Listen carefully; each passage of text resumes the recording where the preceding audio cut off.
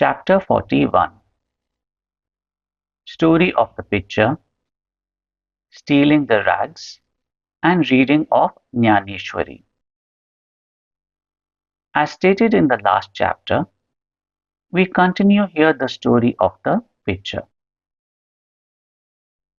9 years after the incident described in the last chapter, Ali Muhammad met Hemad again and related to him the following story. One day, while wandering in the streets of Mumbai, he bought the picture from a street hawker. Then he got it framed and set it on a wall in his house at Bandra, suburb of Mumbai. As he loved Baba, daily he took darshan of it. 3 months before he gave the picture to Hemad, he was suffering from an abscess or swelling on his leg, for which an operation was performed, and he was convalescing in the house of his brother-in-law, Mr. Noor Muhammad Pier Bhoy, in Mumbai. For 3 months, his house in Bandra was closed, and nobody was living there. Only the pictures of Baba Abdul Rahman, Maulana Sahib Muhammad Hussain, Sai Baba, Baba Tajuddin, and a few other saints living were there. The wheel of time did not even spare these. He was lying sick and was suffering in Mumbai. Why should the pictures suffer there, in Bandra? All the pictures met their end. But how Sai Baba's picture escaped it, nobody had been able to explain to me up till now. It shows the all-pervasiveness, omnipresence of Sai and his inscrutable power. The story goes like this. He had a small picture of Saint Baba Abdul Rahman from Muhammad Hussain Taryatopan many years ago. He gave it to his brother-in-law, Noor Muhammad Pier Bhoy, and it was lying on his table for 8 years. Once, Pier Bhoy took it to a photographer and got it enlarged to life size and distributed copies of the same amongst his relations and friends, including Ali Muhammad, who fixed it up in his Bandra house.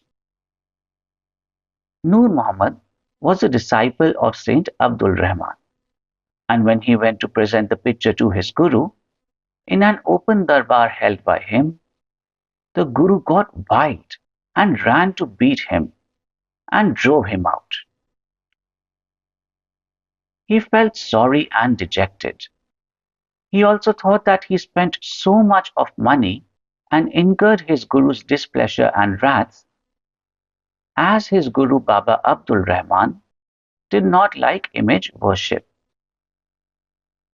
He took the enlarged picture of Baba Rahman with him to Apollo Bandar, and after hiring a boat, took it and immersed it in the sea. He requested the friends and relations to return their copies, and after getting them, 6 in all, back, had them immersed in Bandra Sea. At this time, Ali Muhammad was in his brother-in-law's house. He was told by him that his suffering would come to an end if he would soon immerse the pictures of the other saints also in the sea. On hearing this, Ali Muhammad sent Mehta, his manager, to his Bandra house and got all the pictures of the saints in the house to be thrown into the sea. When Ali Muhammad returned home after 2 months, he was surprised to find Sai Baba's picture on the wall as before. He did not understand how Mehta took away all the pictures except this. He immediately took it out and kept it in his cupboard, fearing that if his brother-in-law saw it, he would do away with it. While he was thinking how it should be disposed of and who would keep it with care, Sai Baba himself, as it were, suggested to him that he should see and consult Maulana Ismu Mujawar and abide by his opinion. He met the Maulana and told him everything. After much consultation, they both decided that the picture should be presented to Anna Sahib, Himat Pant, and that he would protect it well. Then they both went to Himat Pant and presented him the picture in the nick of time. This story shows how Baba knew all past, present, and future, and how skillfully he pulled the wires and fulfilled the desires of his devotees.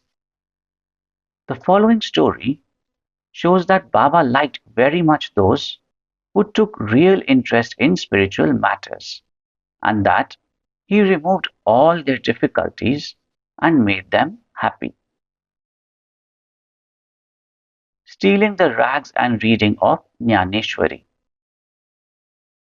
Mr. B.V. Dev, who was Mamlatdar of Dhanu, Thana district, wished for a long time to read Dnyaneshwari, the well-known Marathi commentary on the Bhagavad Gita by Dnyaneshwar, along with other scriptures. He could read daily one chapter of the Bhagavad Gita. But when he took Dnyaneshwari in hand, some difficulties cropped up and he was precluded from reading it. He took 3 months' leave, went to Shirdi, and thence to his home at Baud for rest. He could read other books there, but when he opened Dnyaneshwari, some evil or stray thoughts came crowding up in his mind and stopped him in the effort. Try as much as he could, he was not able to read even a few lines of the book with ease. So he resolved in his mind that when Baba would create love for the book and would order him to read it, he would begin, and not till then. Then in the month of February 1914, he went with his family to Shirdi. There Jog asked him whether he reads Dnyaneshwari daily. Dev replied that he was desirous of reading it, but he was not successful, and that only when Baba would order him to read it, he would commence. Jog then advised him to take a copy of the book and present it to Baba and start the reading after it was consecrated and returned by him. Dev replied that he did not want to resort to this device, as Baba knows his heart. Would he not know his desire and satisfy it by giving him a clear order to read? Dev then saw Baba and offered 1 rupee as dakshina. Baba asked for rupees 20, which he gave. At night he met one Balakram and enquired from him as to how he secured Baba's devotion and grace. Balakram told him that he would communicate everything next day after Aarti. When they went for darshan the next day, Baba asked for rupees 20, which he gave willingly.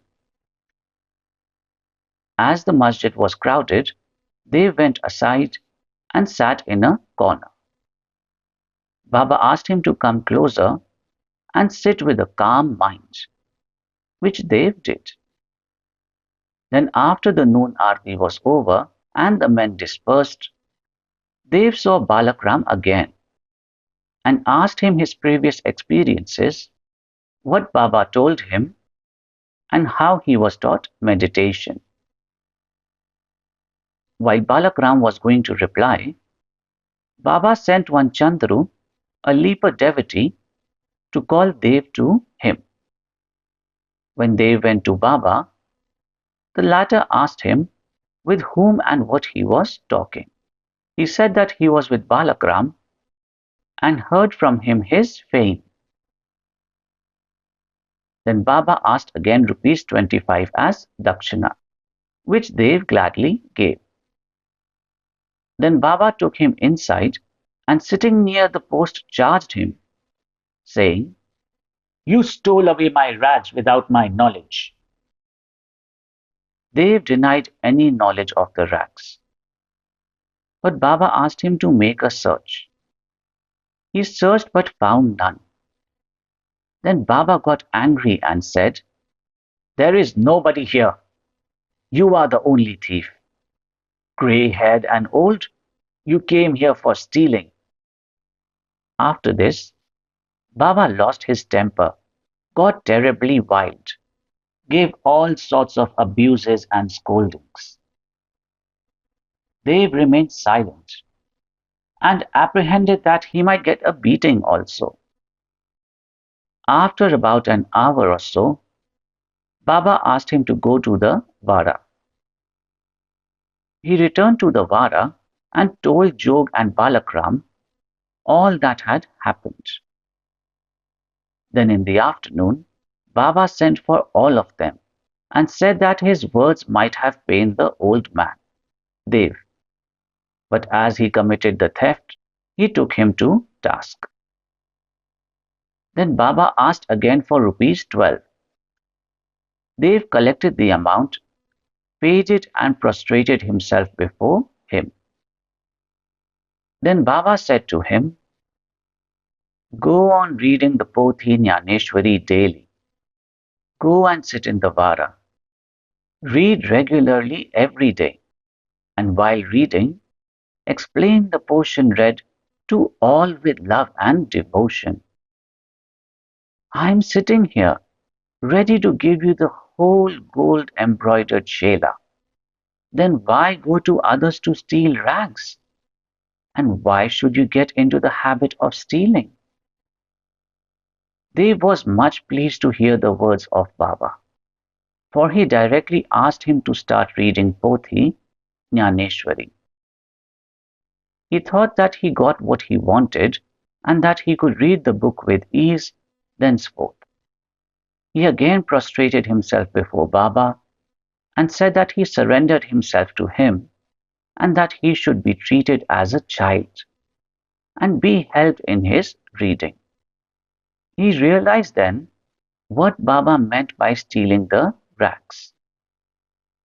What he asked Balakram constituted the rags, and Baba did not like his behavior in this respect. As he was ready to answer all his questions, he did not like him to ask others and make unnecessary enquiries, and therefore he scolded him. Dev thought that he really did not scold him, but taught that he was ready to fulfill his desires, and there was no use asking others in vain. Dev took these scoldings as blessings and went home satisfied and contented. The matter did not end here.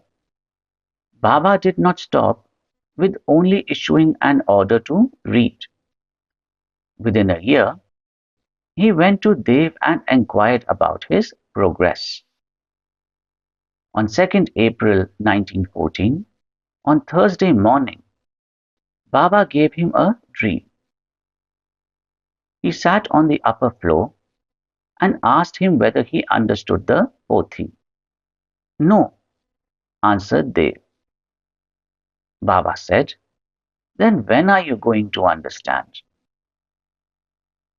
Dev burst into tears and said, "Unless you shower your grace, the reading is mere burden and the understanding is still more difficult." Baba told, "While reading you make haste. Read it before me in my presence." Dev asked, "What shall I read?" Baba said, "Read Adhyatma, spiritualism." Dev went in to bring the book. When he opened his eyes, he was fully awakened. We leave the readers to imagine what ineffable joy and bliss they felt after this vision. Bow to Sri Sai, peace be to all. Mohanji loves you.